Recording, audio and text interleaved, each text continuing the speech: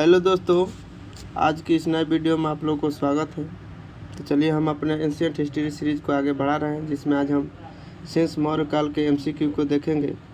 यदि आपने इसके पीछे वाले वीडियो को नहीं देखा है तो देख लीजिएगा, क्योंकि हमने प्रथम चरण के मौर्य काल के एमसीक्यू को उस वीडियो में देखा है। तो आज का पहला सवाल है, 326 ईसा पूर्व में भारत पर आक्रमण करने के लिए सिकंदर अलेक्जेंडर ने सबसे पहले निम्नलिखित में से किस नदी को पार किया था? तो option number A Sindhu, option number B Jhelum, option number C Chenab, option number D Sutlej. इसका सही आंसर होगा ऑप्शन नंबर ए सिंध। हाँ, यदि आप इसका पीडीएफ लेना चाहते हैं तो हमारे टेलीग्राम चैनल से जुड़ जाइए। हमने टेलीग्राम चैनल का लिंक डिस्क्रिप्शन बॉक्स में दे रखा है।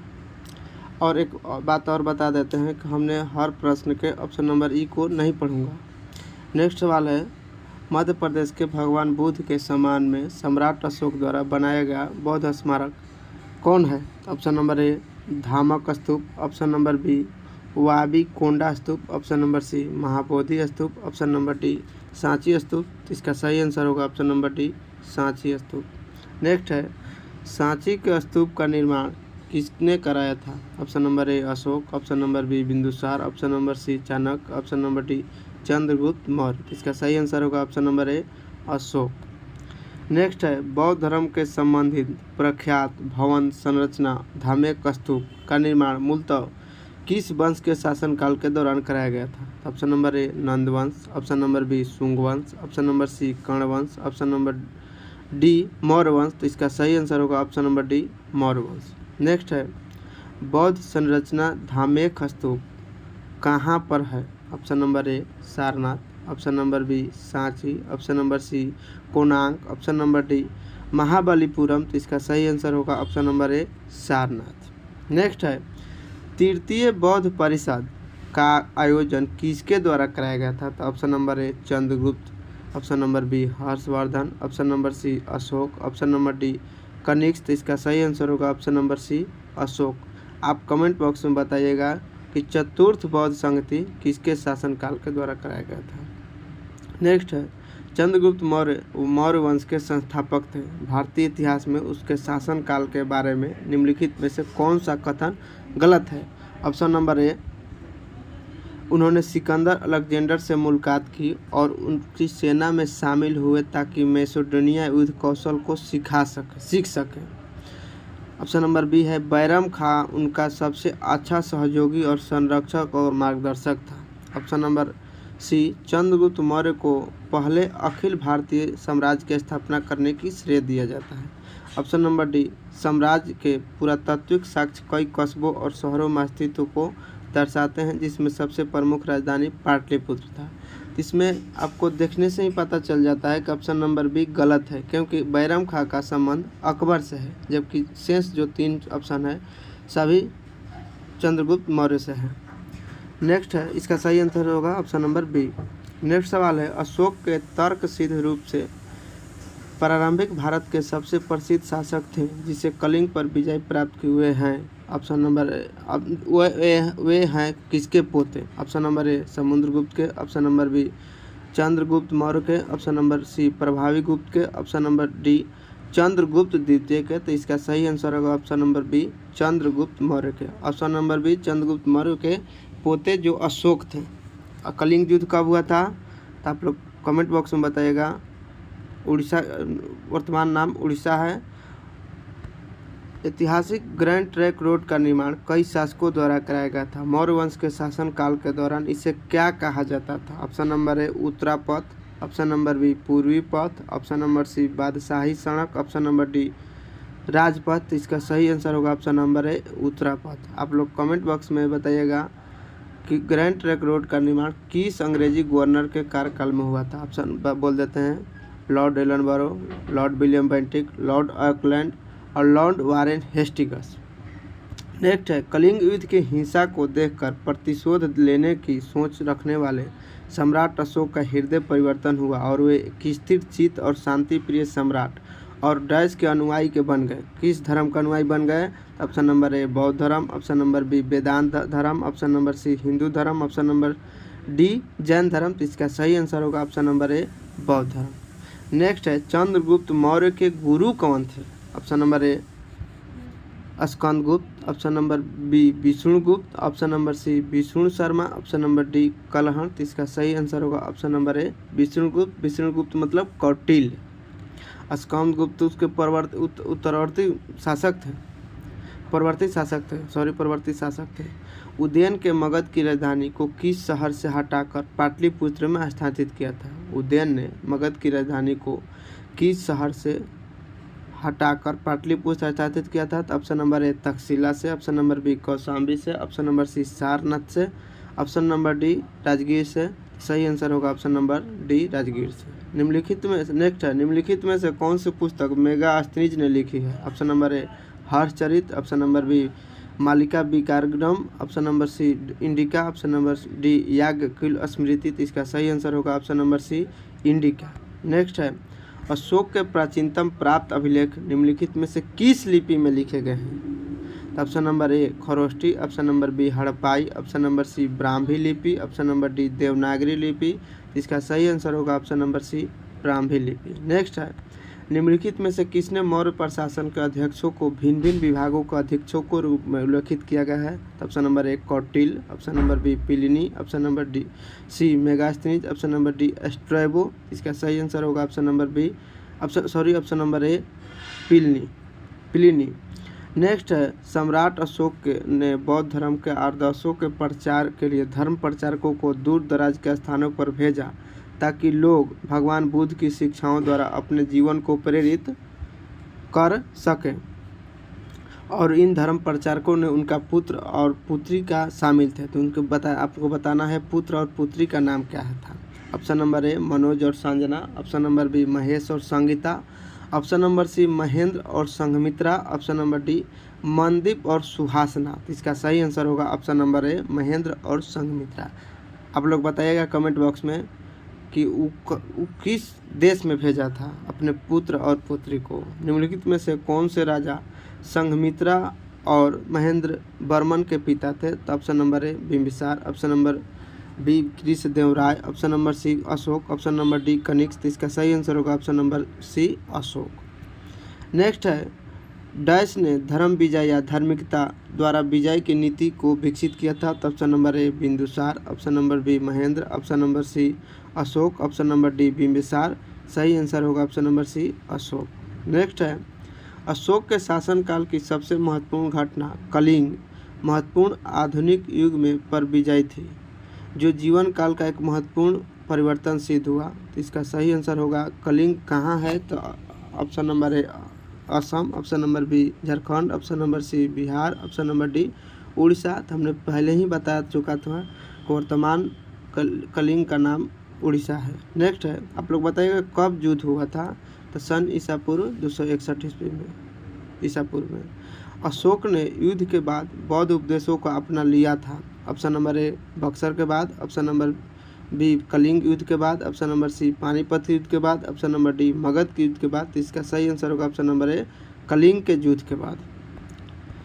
आप लोग कमेंट में बताइएगा कि कलिंग के युद्ध के राजा का नाम क्या था? ऑप्शन नंबर अब नेक्स्ट सवाल है प्रसिद्ध कलिंग युद्ध सम्राट अशोक को बुद्ध छोड़ने और बुद्ध धर्म अपनाने के लिए प्रेरित किया था। यह युद्ध उड़ीसा में कब लड़ा गया था? 261 BC, option number A 261 BC, option number B 262 BC, option number C 260 BC, option number D 264 BC। तो इसका सही आंसर होगा option number A 261 BC।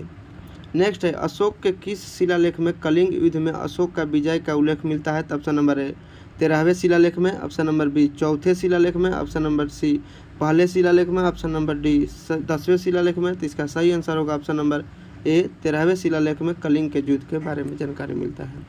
Next है चंद्रगुप्त का पुत्र मौर्य साम्राज्य के सिंहासन पर बैठने वाला दूसरा शासक था? Option number A Dhanananda, option number B Ashoka, option number C Bimbisara, option number D Bindusara. तो इसका सही आंसर होगा option number D Bindusara. Bimbisara तो हर्यक वंश का संस्थापक था। नेक्स्ट है सम्राट अशोक डैश का पुत्र था जो मौर्य वंश में संबंधित है? Option number A Chandragupta Maurya का, ऑप्शन नंबर बी चंद्रगुप्त द्वितीय का, ऑप्शन नंबर सी बिंदुसार का, ऑप्शन नंबर डी बिंबिसार का। तो सही आंसर होगा option number B option number C Bindusara. Bimbisara नहीं होगा बिंदुसार। बिंबिसार हर्यक वंश का संस्थापक था। सम्राट अशोक किसके उत्तराधिकारी थे? तो option number A Chandragupta Maurya के, ऑप्शन नंबर बी बिंदुसार के, ऑप्शन नंबर सी सुसीम के, ऑप्शन नंबर डी दशरथ के। तो सही आंसर होगा ऑप्शन नंबर बी बिंदुसार के। नेक्स्ट है, सम्राट अशोक ने पत्थर के स्तंभों और पत्थर के तख्तों पर अपने डैश आदेशों को उत्तीर्ण करवाकर अपने राज्य के प्रमुख स्थानों पर स्थापित किया ताकि लोग तदनुसार आचरण कर सके। तो कितने आदेश को? तो option number A 16, option number B 14, option number C 8, option number D 10। तो सही आंसर होगा ऑप्शन नंबर बी 14। नेक्स्ट है, अशोक अपने महान डैश से संबंधित है। ऑप्शन नंबर ए गुप्त वंश से, ऑप्शन नंबर बी चोल वंश से, ऑप्शन नंबर सी मौर्य वंश से, ऑप्शन नंबर डी शुंग वंश से। तो सही आंसर होगा ऑप्शन नंबर सी मौर्य वंश से संबंधित है। नेक्स्ट है, महान सम्राट अशोक किस वंश के थे? तो आप पीछे वीडियो में बताए थे मौर्य वंश से थे।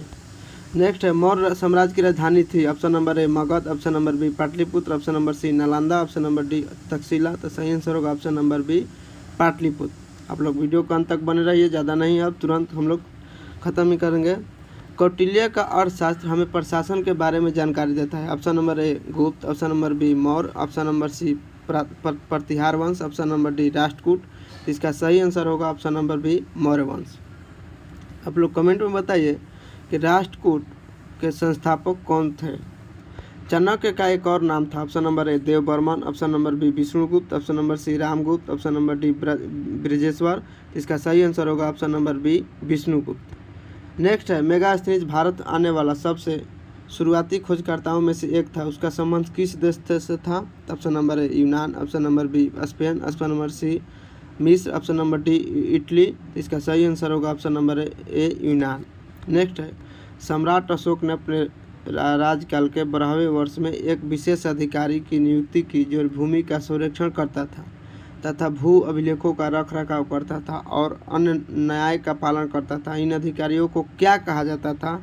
ऑप्शन नंबर ए आमत, ऑप्शन नंबर बी समहर्ता, ऑप्शन नंबर सी राजूक, ऑप्शन नंबर डी चालुक्य। इसका सही आंसर होगा ऑप्शन नंबर ए सी राजूक। नेक्स्ट है, किस राजा की कहानी मुद्रा रक्षक नाटक का विषय है? Option number A Jaichand, option number B Chandragupta द्वितीय, ऑप्शन नंबर सी चंद्रपीण, option number D Chandragupta Maurya. तो इसका सही आंसर होगा option number D Chandragupta Maurya. Next है, मौर्य वंश को किस वंश ने समाप्त किया था? ऑप्शन नंबर ए शुंग वंश, ऑप्शन नंबर बी गुप्त वंश, ऑप्शन नंबर सी शिशुनाग वंश, ऑप्शन नंबर डी चोल वंश। तो इसका सही आंसर होगा ऑप्शन नंबर ए शुंग वंश। नेक्स्ट है, मौर्य वंश का अंतिम सम्राट कौन था? Option number A Chandragupta, option number B Bimbisara, option number C Ashoka, option number D Virdas. इसका सही आंसर होगा ऑप्शन नंबर डी वीरदास। किस भारतीय मूल राजवंश ने अपने शासक के चित्र वाले सिक्के जारी किए थे? तो option number A Peshwa, option number B Rashtrakuta, option number C Satavahana, option number D पांड। तो सही आंसर होगा ऑप्शन नंबर सी सातवाहन वंश। नेक्स्ट है, दिए गए विकल्पों में कौन सा कथन सही नहीं है? आपको बताना है कि इनमें से कौन सा कथन सही नहीं है, कौन सा कथन सही है। ऑप्शन नंबर ए बौद्ध धर्म पाली भाषा में लिखे गए थे, सही है। Option number B Gautam Buddha का जन्म नेपाल के लुम्बिनी में हुआ था, सही है। ऑप्शन नंबर सी उपगुप्त ने अशोक को बौद्ध धर्म अपनाने के लिए प्रेरित किया था, सही है। ऑप्शन नंबर डी चरक गौतम बुद्ध के निजी चिकित्सा से, ये गलत है, ये चरक गौतम बुद्ध से संबंधित नहीं है। नेक्स्ट है, कनिष्क किस वंश के शासक थे? तो option number A Chola, option number B Pallava, option number C Kushan, option number D Maurya. तो सही आंसर होगा option number C Kanishka. Next है, कनिष्क वंश का सम्राट था। Option number A Gupta, option number B Kushan वंश का, ऑप्शन नंबर सी चेर वंश का, ऑप्शन नंबर डी चोल वंश का। तो सही आंसर होगा ऑप्शन नंबर बी कुषाण वंश का। नेक्स्ट है, शक युग डैश आरंभ हुआ था, शक संवत कब शुरू किया गया था? तो आपको बताना है। ऑप्शन नंबर ए 58 ईसा पूर्व में, ऑप्शन नंबर बी 78 ईसा पूर्व में, ऑप्शन नंबर सी 58 ईस्वी में, ऑप्शन नंबर डी 78 ईस्वी में। तो सही आंसर होगा ऑप्शन नंबर डी 78 ईस्वी में। ईसा पूर्व में नहीं, ईस्वी में। ईसा पूर्व में 57 BC में, गुप्त 320 ईस्वी में हुआ था। हाँ 320 ईस्वी में,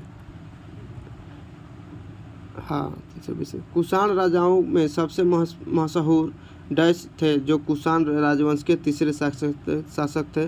option number A Kirti Varma, option number B Krishna Devaraya, option number C Kautilya, option number D Kanishka. तो इसका सही आंसर होगा option number D Kanishka. Next है ईसा पूर्व शताब्दी के शुरुआत में कुषाणों ने भारत की उत्तर पश्चिमी सीमा पर अपना अधिकार समाप्त किया था।